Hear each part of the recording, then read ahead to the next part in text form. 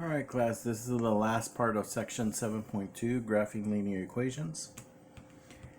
So we've discussed two techniques. We've discussed the t-table method, which is preferable to use on equations that are set up equal to y. In other words, the slope-intercept form, the ymx plus b.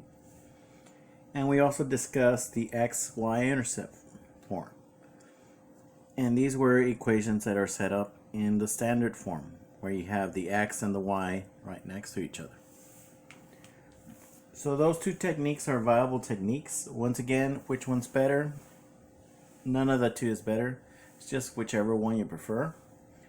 Now keep in mind that they do have distinctions as far as the way you substitute and plot these points, but as far as the graph is going to be the same whether you choose one technique or the other technique. Now the third part is, what if you have one of the variables missing? What if you either had the x or the y missing? So these are going to be the single variable ones. Notice that on these latter two, you only have an x here, you have x's here, and here you have y's.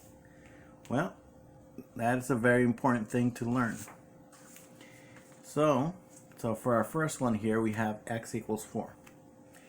Now notice we cannot use a t-table because we don't have a y to play with. Nor can we use the x-y-intercept because obviously we don't have a y to work with. So how do we do this? Well, when you have something like this, x equals 4, it's just a line going through straight x equals 4. So first identify where x equals 4 is.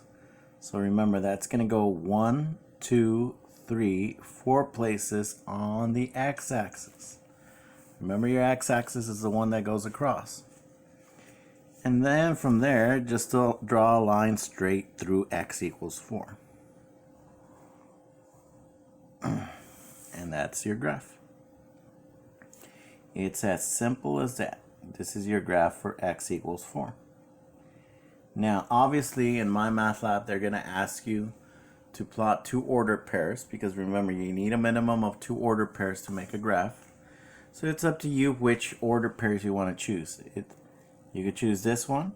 So for example, this one is at 2. In this case, it's actually 4. Sorry about that. 4, 2. So remember, your x is still going to be 4. In this case, our y is 2. And then just choose another ordered pair on that line. It doesn't matter where you put it. So let's say you chose this one right here. Remember, your x is still at 4. But in this case, your y is at -3. And that's it. Just define two ordered pairs and you should do fine. So that is your graph for x equals 4. Straight through x equals 4. Well, you may be asking, well, how about a y? Well, our next graph right here, y equals -3. Same exact thing, except now it's going to pass through the y-axis. Remember, this is x, this is y. So first identify where y equals -3 is. Remember, it's not on the x, it's going to be on the y. So it's going to go 1, 2, 3 places. So y equals -3 is right there.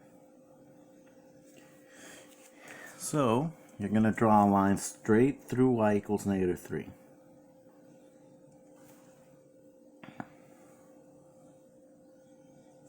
Again, it's not perfect, but that is your graph for y equals -3.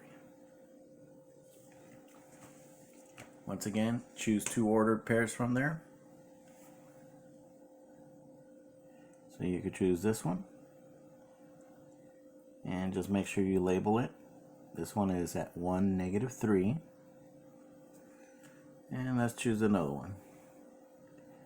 Let's choose this one right here. Now remember, your y is not going to change. It'll still be at -3. The only one that's changing is your x. So this is at -2, negative 3. Remember, y is still at negative 3. The only thing that changed was your x. Unlike our previous one, the x was what? The same.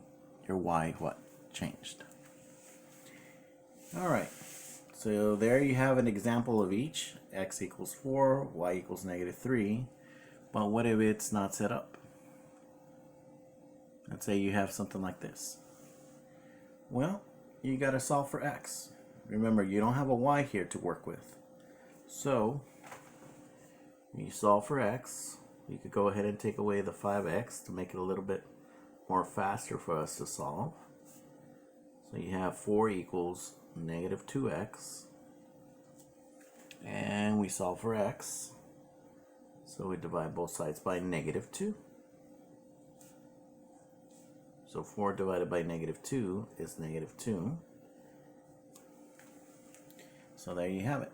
X equals negative 2. Or negative 2 equals x. So that'll be a line straight through x equals negative 2. So let's identify it. So it's 1, 2. Remember, it's on the x-axis. And just draw yourself a line straight through there.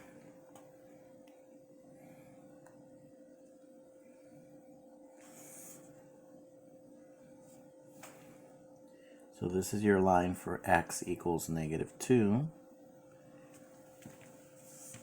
And just identify 2 points. You could choose this point right there.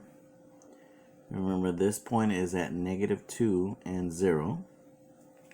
And let's choose one other one. Let's choose this one right here. Again, it doesn't matter as long as you identify it. So it's negative 2 and positive 3. Alright, so once again, there we had to solve for x. If you take a look at the last example here, you're going to have to solve for y. So I'm going to go ahead and leave that for you. And once again, this will be a graph that goes through y, whatever that value ends up being right there. Alright, so this goes ahead and concludes section 7.2. And later on, we'll show you 7.3. The slope, the y-intercept, so on and so forth.